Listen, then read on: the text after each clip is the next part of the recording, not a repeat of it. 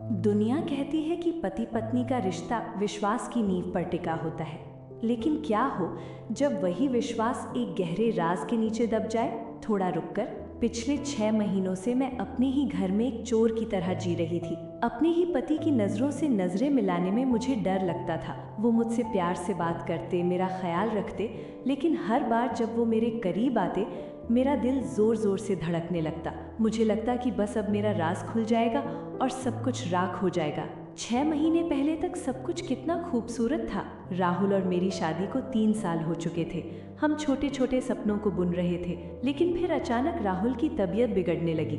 वो इसे मामूली थकान समझकर टालते रहे, लेकिन मुझे पता था कि कुछ ठीक नहीं है। जब डॉक्टर की रिपोर्ट आई तो मेरे पैरों तले जमीन खिसक गई। राहुल को एक ऐसी बीमारी थी जिसके इलाज के लिए लाखों रुपयों की जरूरत थी। राहुल स्वाभिमानी थे।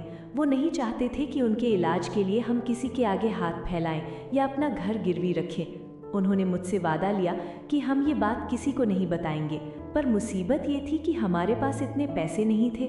यहीं से शुरू हुआ मेरा वो सफ़र जिसे मैं आज भी याद करती हूँ तो रूह कांप जाती है। मैंने राहुल से झूठ बोलना शुरू किया। मैंने कहा कि मेरी ऑफिस की शिफ्ट बदल गई है, जबकि असल में मैं शाम को एक कॉल सेंटर में पार्ट टाइम काम करने लगी थी। राहुल को लगा कि मैं अपनी सहेलियों के साथ समय बिता रही हूँ, पर मैं अपनी माँ के दिए हुए पुराने गहने एक एक करके सुनार के पास गिरवी रख रही थी। हर रात जब मैं घर लौटती, राहुल सो चुके होते। मैं चुपके से अपनी अलमारी के पीछे छुपाए हुए उस लिफाफे में पैसे जोड़ती। कई बार राहुल ने मुझसे पूछा, अदिति तुम इतनी थकी हुई क्यों रहती हो? तुम्हारे चेहरे की चमक कहाँ खो गई? मैं बस इतना कह पाती, ऑफिस में काम का बोझ ज्यादा है राहुल। मैं अपनी ही नज़रों में गिर रही थी क्योंकि मैं उनसे सच छुपा रही थी। बीते महीने राहुल का व्यवहार बदल गया। उन्हें मुझ पर शक होने लगा। एक दिन उन्होंने मेरा फ़ोन चेक किया और जब मैंने उनसे छीना तो उन्होंने पहली बार मुझ पर चिल्लाकर कहा, अदिति क्या छुपा रही हो तुम? क्या अब हमारे बीच इतनी दूरियां आ गई हैं कि तुम मुझसे बातें छुपाने लगी हो?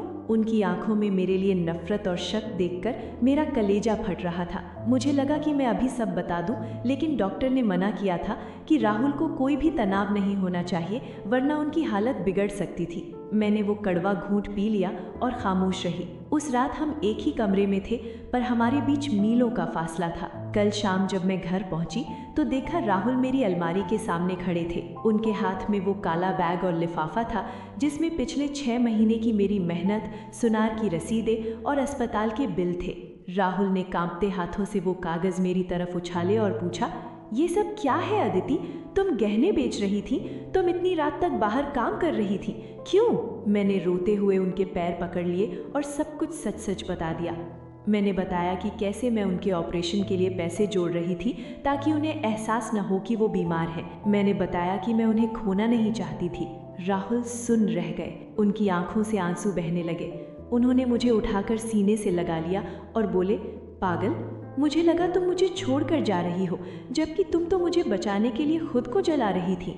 दोस्तों, उस दिन मुझे समझ आया कि प्यार सिर्फ साथ रहने का नाम नहीं है, बल्कि एक दूसरे की ढाल बनने का नाम है। आज राहुल ठीक है और हम फिर से वही खुशहाल जिंदगी जी रहे हैं, बिना किसी राज के। अगर आपको अदिति की ये कहानी दिल को छू गई हो तो वीडियो को लाइक ज़रूर करें, और हाँ, नीचे कमेंट में बताएं, क्या आपने भी कभी अपनों के लिए कोई ऐसा राज छुपाया है?